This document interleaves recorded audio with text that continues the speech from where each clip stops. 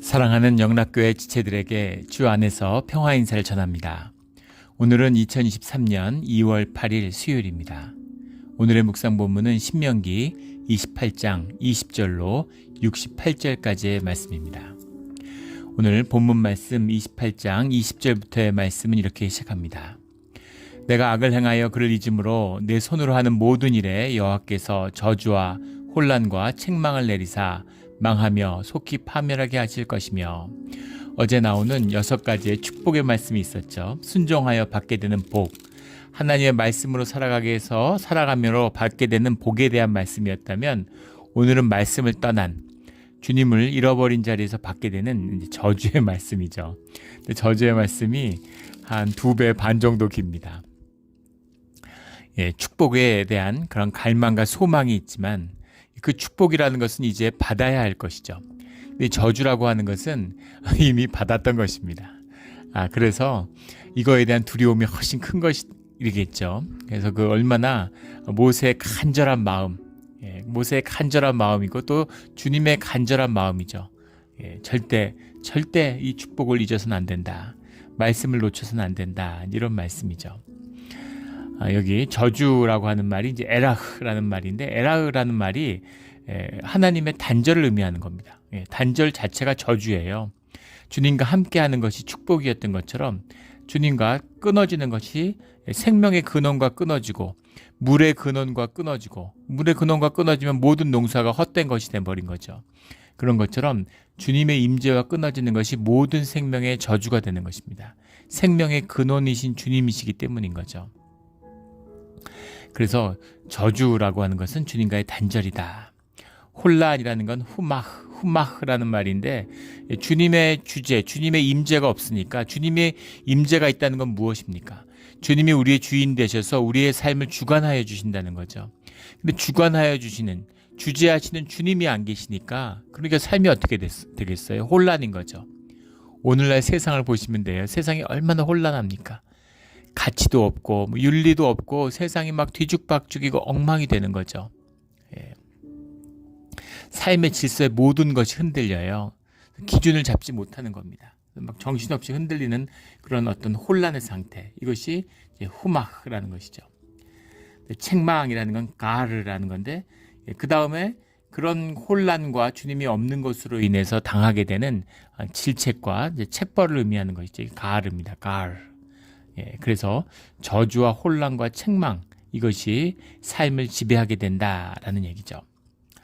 2절에 보면 여호와께서 폐병과 열병과 염증과 학질과 한재와 풍자 썩는 재앙으로 너를 치시리니 이 재앙들이 너를 따라서 너를 진멸하게 하실 것이라. 이 생명이라는 것이 힘이 이제 약화되니까 모든 질병들, 사람들이 뭐 병을 막 고치고 의학이 굉장히 발달한 것처럼 그러지만 사람이 감기를 못 고칩니다. 감기의 원인도 잘 몰라요. 증상을 치료할 뿐이죠. 열을 내리게 하고 뭐 그런 그 증상을 치료하는 것이지, 삶을 치료하는 건 결국 우리의 생명이에요. 면역력이죠. 면역력이 떨어지면 온갖 것이 다 문제가 됩니다. 대표적인 게 뭐예요? 피부병 앓는 피부 질환이 일어나가지고 막 한국에 난리잖아요. 그 이름이 갑자기 기억이 안 나는데, 한국의 18세 이하의 그런 미성년자 중에서 한 5분의 1 정도가 그걸 앓고 있다고 그래요. 그런데 사람들이 사실은 너무 그걸 깨끗하게 키워서 선진국병이라고 그러죠.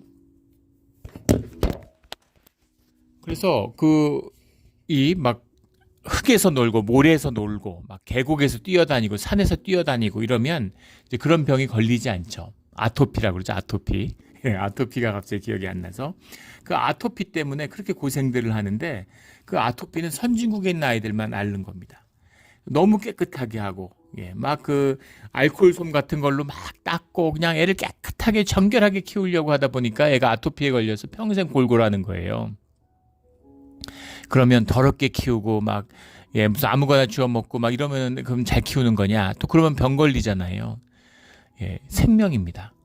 왕성한 생명, 주님이 함께하는, 주님이 주신 생명으로 살아가는 길인 거죠.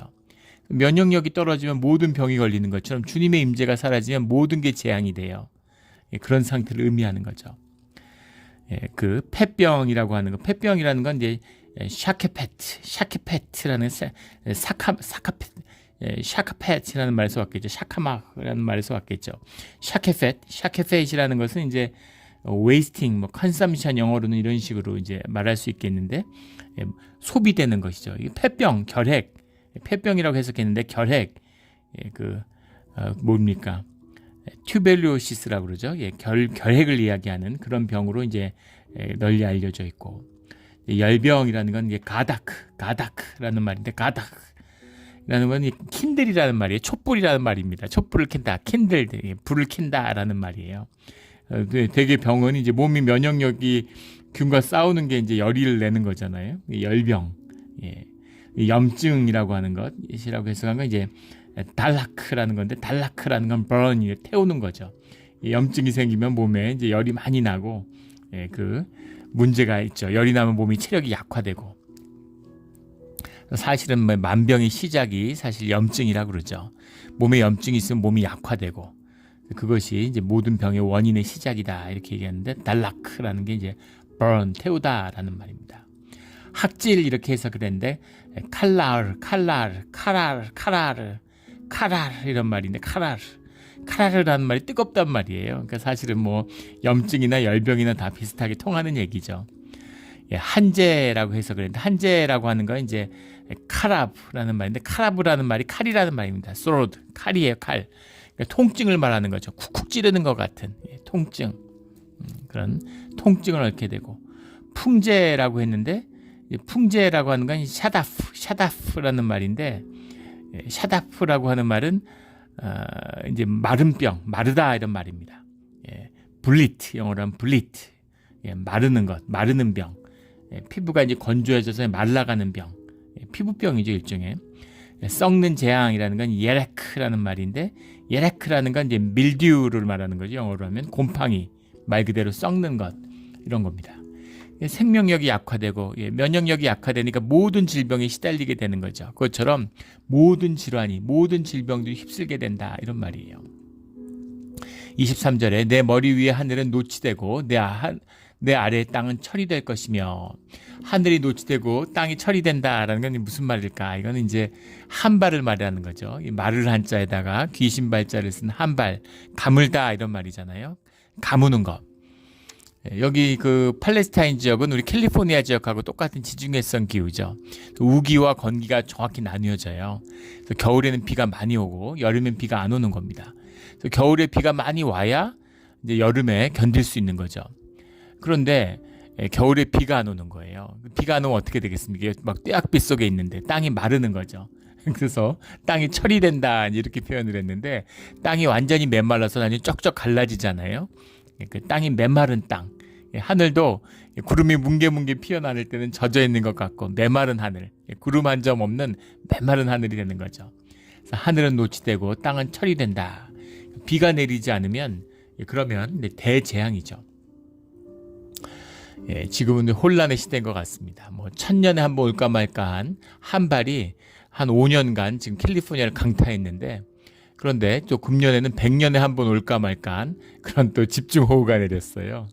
그러니까 둘 다 좋지 않은 것이죠. 적당한 비, 때에 맞는 비, 그런 것이 오는 것이 땅을 살리고 다 사는 것이죠. 25절부터 36절까지는 그 재앙들, 온갖 재앙들, 그 29절에 가면 맹인이 어두운 데서 더듬는 것 같이 내가 백주에도 더듬고 내 길이 형통하지 못하여 모든 면에서 다 어려움을 겪게 되는 이야기들이 나옵니다. 그 모든 현상의 어려움으로 인해서 34절에 가면 내 눈에 보이는 일로 말미암아 내가 미치리라. 무서운 말씀이죠. 너무 고통스럽고 너무 안 좋은 일이 많으니까 그걸 보는, 네 눈으로 본다는 게 무슨 말이에요? 현상의 경험, 현상에서 겪는 것으로 말미암아서 네가 미쳐버리게 된다, 이런 얘기죠. 사실 이상하죠. 현상과 조건이 어렵다고 해서 삶이 어려워지는 것은 아닙니다. 왜냐하면 그것을 경험하는 건 우리의 심령이기 때문이죠. 우리의 심령이 살아있으면 똑같은 고통도 전혀 다르게 받아들여요. 저희 어머니가 아주 생명이 왕성하신 분인데 그 생명의 근원은 아마 오남 일녀의 그런 외동딸, 고명딸로 태어났는데 부모님의 사랑을 아주 듬뿍 받고 자라셨죠. 그래서 얼마나 그 부모님들이 그 사랑을 많이 받았는지에 대한 그 또 저희가 살아있을 때도 외할머니나 외할아버지가 얼마나 어머니를 이제 아꼈는지 그런 걸 잘 기억하고 있죠. 그래서 어머니가 시골에 살다가 시집을 와서 서울로 오니까 할아버지 할머니가 몇 년 사시다가 도저히 딸 없이는 못 사는 거죠. 그래서 어머니 옆집으로 이사를 오셨어요. 평생 사실 외할머니가 뭐 저희들도 키우고 같이 살았습니다. 사랑을 충분히 받은 분들의 특징이지 생명력이 왕성해요.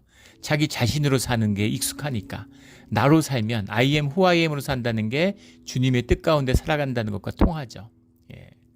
그래서 생명력이 왕성한 겁니다. 신기하게도 어머니가 뭐 자식도 5이나 낳아서 키우셨지만 5 낳아서 키우는데 어머니가 아프고 이런 걸 본 적이 없는 것 같아요. 늘 에너지가 넘치고 늘 기쁨이 넘치고 즐겁고 아주 익사이팅한 그런 분이에요. 일이 뭐 부지런하고 잠도 거의 안 주무시죠. 집안일 항상 하시는데 하다가 일이 별로 없으면 하다 없으면 가구를 옮겨요.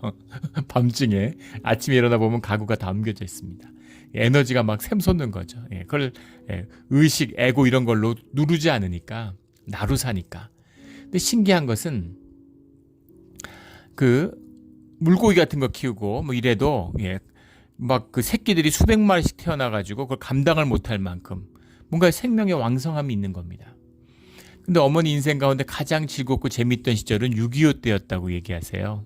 6.25 때 학교도 안 가고 한 3달 동안 부산에 피난 갔다 왔는데 어머니가 뭐 공부할 필요도 없고 초등학생 때였는데 야단도 안 치고 밤만 되면 할아버지가 머리를 쓰다듬으면서 너무너무 아프지만 말고 다치지만 말라고 오늘도 잘 보냈다 이러고 머리를 쓰다듬어 주셨다는 거예요. 그리고 야외에서 이제 캠핑하는 거죠. 음식 해 먹고 가족여행을 3달 동안 갔다 온 거죠. 그런데 사람이 죽는 것도 봤고 포탄이 떨어지는 것도 봤지만 그 시간 자체가 아주 즐겁고 재미난 시간이었다라는 겁니다. 근데 누가 뭐래도 전쟁이 어떻게 재미나고 즐거울 수가 있겠어요. 그런데 어린아이의 심령에서는 그 모든 환경이 즐겁고 재미난 거죠. 가족끼리 서로 사랑하고 아끼고 같이 야외에서 밥 빼먹고 학교 안 가도 되고 너무 즐겁고 재미난 것이죠. 이런 거예요. 그 심령에 달려있는 겁니다. 우리의 시각이라는 거, 우리의 청각이라는 게 뇌와 직접적으로 뇌가 뭘 인식해요? 다 간접적인 거잖아요. 간접적으로 인식한다는 게 뭐예요? 우리의 심령을 한번 여과시킨다는 겁니다. 환경과 조건이 아니라 우리의 마음이에요. 근데 문제는 무엇이냐면 환경과 조건이 어려워도 그것을 우리의 마음으로 이겨낼 수 있다는 거죠. 더 중요한 것은 우리의 마음이 환경과 조건을 이겨내면 환경과 조건을 바꿀 수 있다는 겁니다. 이게 우리의 믿음의 비밀이고 우리의 심령의 비밀이죠. 그런데 주님과 단절됐다는 것이 무엇이에요? 주님과 단절됐다는 건 시간 문제지. 우리 심령이 죽는다는 얘기입니다. 우리 성경에서 죽는다는 건 우리 육이 죽는 건 성경에서 아무것도 아니게 얘기하죠. 영생이 있는데 육이 죽으면 뭐 어때요? 영원히 사는데. 근데 성경에서 말하는 죽음이라고 하는 것은 우리의 심령이 죽는다는 얘기죠. 우리의 영이 죽는다는 얘기입니다. 영이 죽은 자들, 영이 죽어도 의식도 살아있고 영이 죽어도 우리가 살아가요. 전부 다. 그런데 내 눈에 보이는 일로 말미암아 내가 미치리라 라고 하는 얘기는 그 심령이 영이 죽었기 때문에 회복될 수 있는 우리의 삶을 회복시키고 우리의 삶과 환경을 바꿔나갈 수 있는 그 심령이 죽었다는 거죠. 그런 사람들은 환경과 조건이 어려워지면 미쳐버립니다. 이게 그 말씀의 무서운 비밀이에요. 우리 생명의 비밀입니다. 영이 죽으면 환경이 어려워지면 목숨을 끊어요. 그렇게 남이 보면 어려워 보이지 않는데 예전에 큰 건설사 대표가 물론 그래서는 안 됐겠지만 대통령이 기자회견을 하면서 자기 형한테 뇌물을 갖다 줬어요. 자기 형이 나쁜 사람 아닙니까? 근데 뇌물을 갖다 준 사람들을 막 비난하면서 시골에 아무것도 모르는 노인네한테 그런 걸 매수했다는 식으로 이제 형을 편드는이라고 얘기를 하다가 이제 그 건설사 대표를 비난한 거죠. 근데 건설사 대표가 차를 몰고 가다가 라디오에서 그 얘기를 듣고 한강다리에서 투신 자살을 한 사건이 있었죠. 근데 뭐 그런 얘기 들었다고 무슨 투신 자살을 해? 예. 근데 본인은 고통스러워서 살 수가 없는 거죠. 그 모욕감을 견딜 수가 없는 거죠. 예. 그런 겁니다. 심령이에요. 조건과 환경이 아니라 심령인데 심령이 죽었는데 어려운 일을 당하고 말할 수 없는 고통을 겪으니까 그걸 감당할 수가 없으니까 미쳐버리는 거죠. 예. 이게 참 무서운 이야기입니다. 예. 늘 우리 심령이 살아서 영이 살아서 삶을 다스리는 우리 삶의 자리가 되기를 주의 이름으로 축원합니다. 36절부터의 말씀도 참 가슴 아픈 이야기들이죠. 포도원을 심고 가꾸어도 포도주를 마시지 못하고 감람나무를 심어도 그 기름을 몸에 바르지 못하고 종제를 뿌려도 거둘 것이 없고 열심히 하고 최선을 다해서 노력하는 것이죠. 그러나 성취가 없다는 겁니다. 열매가 없다는 거예요. 열매와 성취는 주님이 주시는 거죠. 주님과 함께하지 않으면 평생을 막 고달프게 열심히 살아도 삶이 점점 더 고달프고 힘들어지는 겁니다. 이민자들은 이 의미가 뭔지 아실 거예요. 정말 죽어라 일하고 아침부터 저녁까지 일하고 투잡 뜨리잡을 뛰면서 그렇게 열심히 사는데 삶이 펴지는 게 아니라 점점 더 살기가 고달프고 힘들어지는 거죠. 이 삶이 피어나고 우리 삶의 성취가 있고 삶이 풀어지는 유일한 길이 주님의 은혜고 주님과 함께하는 길밖에 없습니다. 예, 주님과 함께하는 이것을 풀어야 하는 것이 일생의 가장 중요한 그런 비밀이에요. 예배가 풀리지 않으면 아무것도 풀리지 않습니다. 민족도 마찬가지죠. 예, 우리 이걸 푸는 우리가 최근에 다큐멘터리 하나 봤는데 북한에 관한 거예요. 근데 저도 뭐 어렴풋이 알고는 있었는데 새삼 놀랐는데 우리나라가 경제발전 계획을 시작한 게 1960년대고 고도 성장을 거듭했는데 북한을 GDP를 1인당 GDP를 따라잡은 게 인구가 2배잖아요. 전체 GDP가 아니라 1인당 GDP를 따라잡은 게 1974년이 처음이었다는 겁니다. 74년에 따라잡았다가 75년에 다시 뒤집혔다가 확실하게 북한을 따돌린 건 80년대 들어서라는 거예요. 믿어지십니까? 깜짝 놀랐어요. 예. 심지어 60년대에는 북한의 GDP가 한국의 1.5배였다는 겁니다. 그래서 외국의 다큐멘터리인데 그래서 김일성이 6.25에 실패하고 수많은 사람들을 그렇게 완전히 그 죽음으로 내몬 그런 민족의 철천지 원수죠. 그럼에도 불구하고 북한에서 살아남았던 건 전후의 눈부신 경제 성장 때문이었다는 거예요. 그렇게 막 북한이 승승장구. 그럴 수밖에 없죠. 북한이 일제시대 때도 모든 산업시설이 북한에 있었습니다. 일제시대 때 북한 지역이 경제 중심지였어요. 발전, 정력의 중심지였고 또 전력이 있으니까 공장들이 세워지는 거잖아요. 1930년대 세계 최대의 비료 공장이 북한에 있었다는 겁니다. 원산에 있었대요. 근데 그 질소가 있어야지. 질소라는 것이 이제 인류 역사에서 가장 중요한 발견 중에 하나라고 그러죠. 질소가 없었으면 지금 인구 중에 5명 중 4명은 지금 굶어 죽었을 거라고 얘기합니다.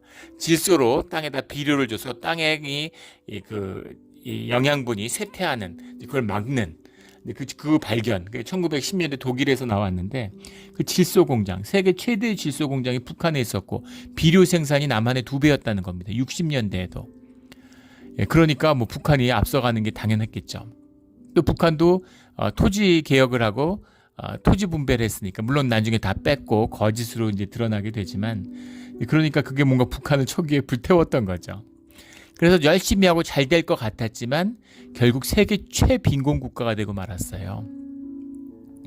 세계의 집단 아사, 사람들이 때로 굶어 죽고 있는 나라가 200여 개 나라 중에 20여 개 나라가 되는데 그중에 내전이 일어나지 않았는데 무정부 상태에 있지 않은데 집단 아사가 일어나는 유일한 나라가 북한이랍니다.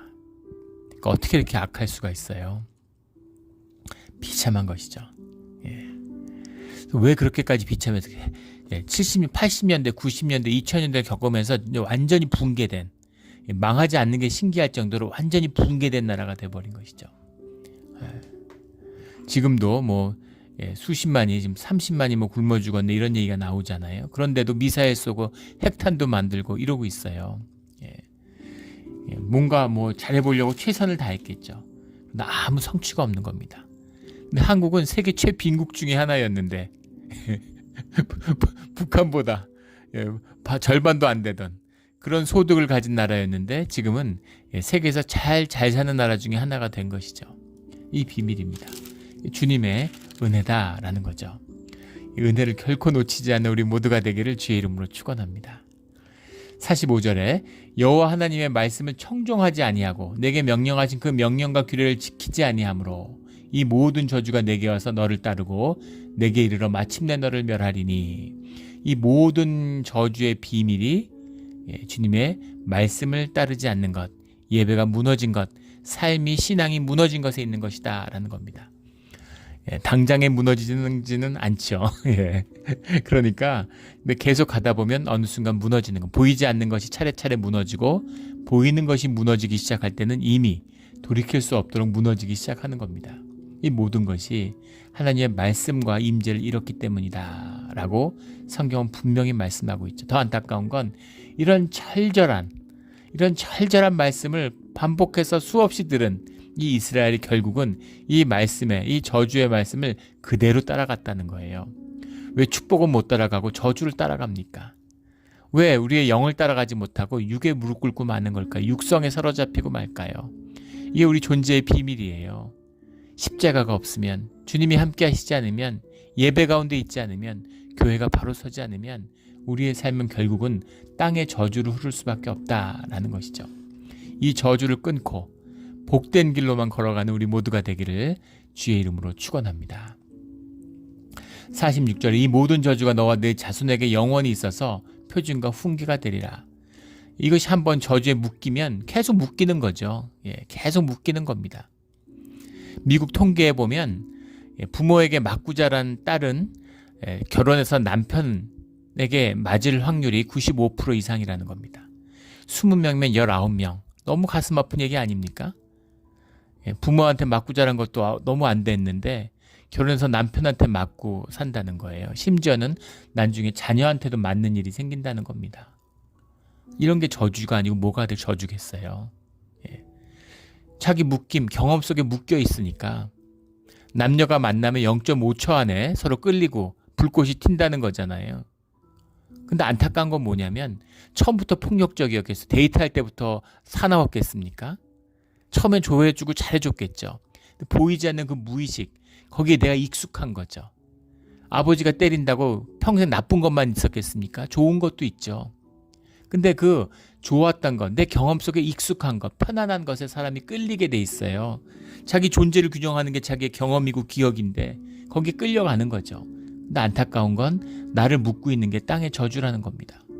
그래서 저주받은 삶을 살았는데 그 저주받은 삶을 또 살게 되고 특별한 이변이 없으면 그러면 부모의 삶을 자식이 또 살게 되는 거죠. 그래서 예전에 결혼하고 그럴 때 집안을 봐야 된다 그러잖아요. 정말 맞는 이야기입니다. 특별한 정신적인 계기가 없으면 회심의 기회가 없으면 부모의 삶을 반복하게 돼 있어요. 별거 없습니다. 주님의 십자가의 보혈로 이걸 끊어주신 거예요. 그게 아니면 절대 끊지 못해요. 불교에서 카르마라 그러죠. 힌두교 이런 데서 업입니다. 업. 모든 것이 업보예요. 업을 끊기 위해서 선업을 쌓아야 되는데 선업을 쌓는 것도 결국 업이잖아요. 어떻게 카르마에서 풀려납니까? 절대 못 풀려나는 거예요. 그 카르마의 끝에 십자가를 만나는 겁니다. 그 비밀인 것이죠.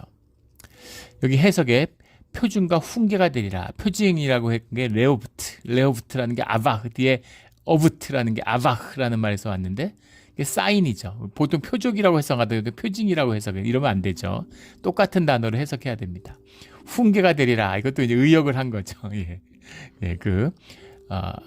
모페트, 수없이 나오는 단어죠. 모페트라는 말이 이제 보통 경의, 기사, 이적 이렇게 해석하다가 여기 또 훈계라고 해석을 했어요. 영어는 항상 원더라고 해석을 하죠.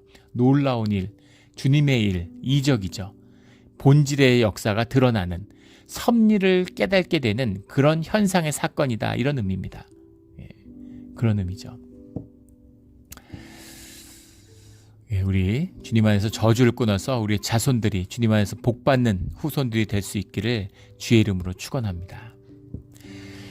47절에 내가 모든 것이 풍족하여도 기쁨과 즐거운 마음으로 내 하나님 여호와를 섬기지 아니함으로 말미암아. 주님이 복을 주시고 가나안 땅으로 인도하셨는데 그 안에 기쁨이 있고 환경과 조건이 좋아지니까 육의 존재니까 기쁘고 즐겁죠.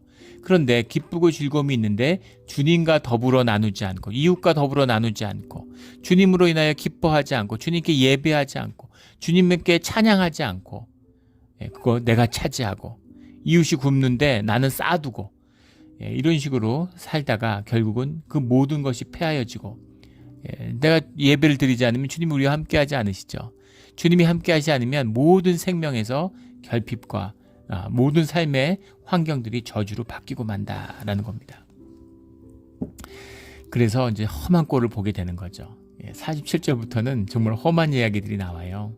53절에 보면 내 하나님 여호와께서 내게 주신 자녀 곧 내 몸의 소생의 살을 먹을 것이라. 57절에 가면 자기 다리 사이에서 나온 태와 자기가 낳은 어린 자식을 남몰래 먹으리니. 그래서 어떻게 이런 이 말이 있을 수 있을까? 너무 비참하고 정말 심장이 떨릴 만큼 너무 무서운 얘기죠. 어떻게 이럴 수가 있어? 어떻게 이럴 수가 있어? 심령이 죽으면 짐승과 다를 게 없습니다. 주님이 호흡을 우리에게 불어넣어 주셨죠. 호흡을 불어넣어 주지 않은 것들도 모두 살아있어요. 사슴도 살아있고 하이에나도 살아있잖아요. 근데 그것은 짐승이죠. 본능으로만 살아가는 겁니다. 인간이 본성을 회복하지 못하고 본능으로만 살면 짐승이죠. 짐승 같은 인간들이 얼마나 많아요. 짐승보다 못한 인간도 많죠. 근데 이런 일이 놀랍게도 가슴 아프게도 실제 이스라엘 역사에서 일어났다는 거죠. 대표적인 건 역대왕 하에 나오는 역대왕 6장에 나오는 여호람 시대의 이야기죠. 이스라엘의 수도였던 사마리아가 아람 군대에게 포위되죠.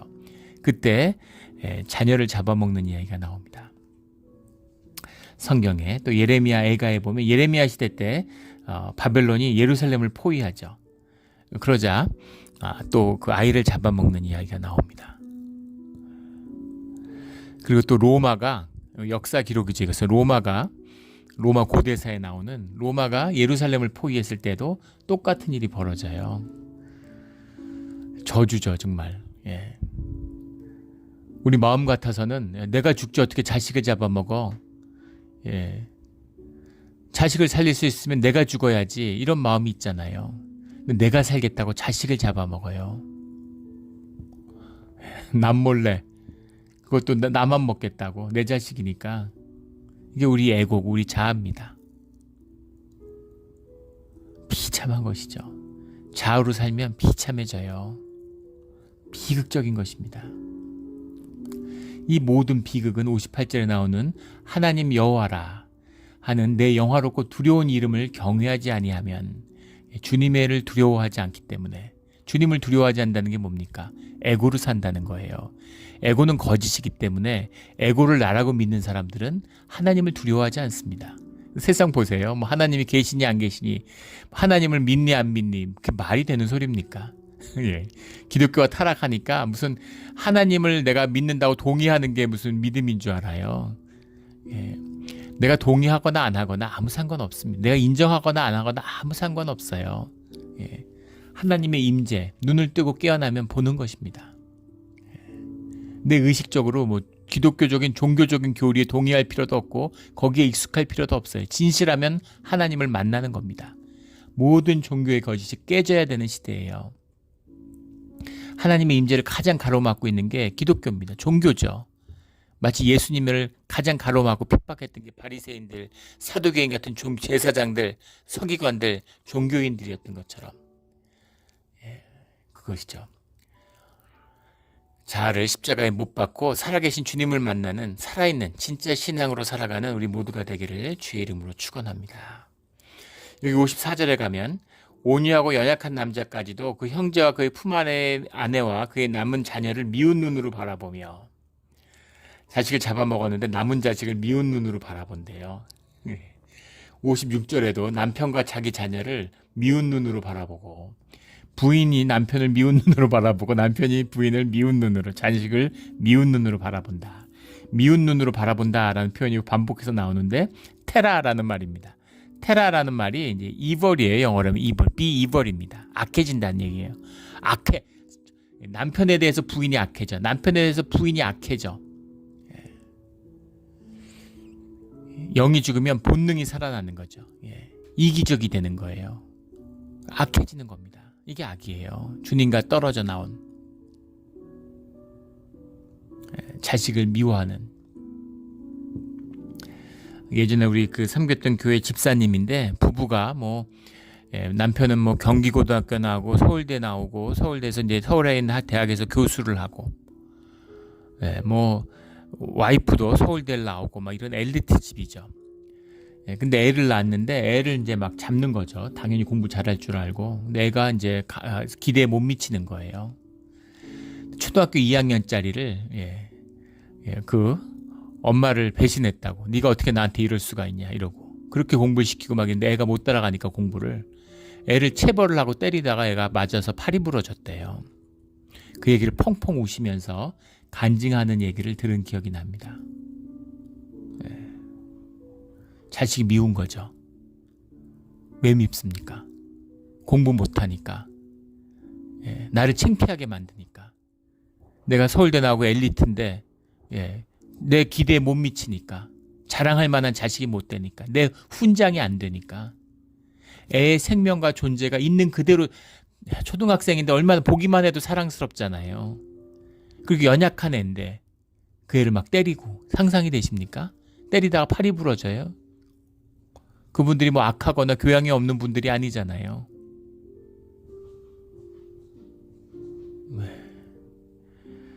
또 그런 분도 봤어요. 패션 디자이너인데 유명한 디자이너입니다. 잘 나가요. 집안이 부족할 게 없습니다. 남편이 의대 교수예요. 굴지의 대학에. 다 부러워하는 집이죠. 근데 이제 와이프가 집사님이 돼서 교회 나오는데, 아직 집사 직분을 못 받았지만 교회 열심히 다니고 있는데, 나중에 이제 그 삶에, 참 남편이 폭력 남편입니다. 밤에 전화가 오는데, 제가 섬겼던 교회였어요. 밤중에 전화가 옵니다. 남편이 술 먹고 들어오면은 부인을 때리려고 그러는데 문을 잠가 놓으면 몽둥이 망치 이런 걸로 문을 부신대요. 얼마나 무섭겠습니까? 그래서 어떻게 하면 좋겠냐고 울면서 전화가 오는 겁니다. 경찰도 개입 못해요. 법으로 그렇게 돼 있습니다. 저도 이제 그런 훈련을 안 받았으면 아마 밤중이라도 뛰어가서 큰 실수하지 않았을까 싶은데, 가정폭력센터에 2번 이상 신고한 전력이 있어야 경찰이 신고해도 경찰이 출동합니다. 그 가정폭력의 희생이 되는 거죠. 부를 게 뭐가 있겠어요. 얼마든지 서로 아주 재미나게 잘 살 수 있잖아요. 그 다 이 이벌, 악해졌기 때문이죠. 인간의 육으로 사는 그 열매예요. 육의 열매입니다. 본능의 열매예요. 본능을 다스리고, 본능은 없어지지 않아요. 우리가 육의 옷을 입을 때까지 우리 몸에 붙어 있습니다. 또 종교는 이걸 속여가지고 우리가 예수 믿고 거듭나면 본능이 아예 없어지는 것처럼 얘기합니다. 그렇지 않죠. 본능이 바뀌는 것처럼 얘기해요. 그렇지 않아요. 우리 죽을 때까지 우리와 함께하고 있습니다. 근데 우리의 거룩한 본성이, 주님의 형상이 살아나서 그걸 다스릴 수 있게 되는 것이죠. 그걸 다스리고 주님의 장성한 분량으로 자라나는, 삶이 썩어지는 것이 아니라 생명이 자라나는. 가짜는 다 썩어집니다. 시간이 지나면. 생명은 죽지만 부활해서 계속 살아나죠. 그리고 왕성해지는 거죠. 생명의 비밀입니다. 주님 안에서 생명의 복된, 이 축복된 삶을 살아가는 오늘 하루, 우리 모두 우리의 삶의 자리가 되기를 예수 그리스도 이름으로 축원합니다. 아멘. 기도드리겠습니다. 하나님 아버지, 감사합니다. 주님을 두려워하는 마음을 언제까지나 잊지 않게 하시고, 주님의 말씀을 붙들고 예배를 붙들어서 주님을 놓치는 일이 없는 그런 우리의 삶의 자리, 가족, 교회가 되게 하여 주시옵소서. 축복의 도구가 되어서 어디 가나 주님 안에서 축복을 흘려보내는 축복의 자녀가 되게 하여 주시옵소서. 우리가 저주의 말씀을 들으면 두려움이 있습니다. 그러나 이 두려움이 십자가를 통해서, 주님과 함께하는 그 은혜를 통해서 두려움이 아니라 은혜로, 사랑으로 두려움을 이기는 그런 우리의 신앙의 길이 되기를 소원합니다. 감사하며 예수 그리스도 이름으로 기도드렸습니다. 아멘.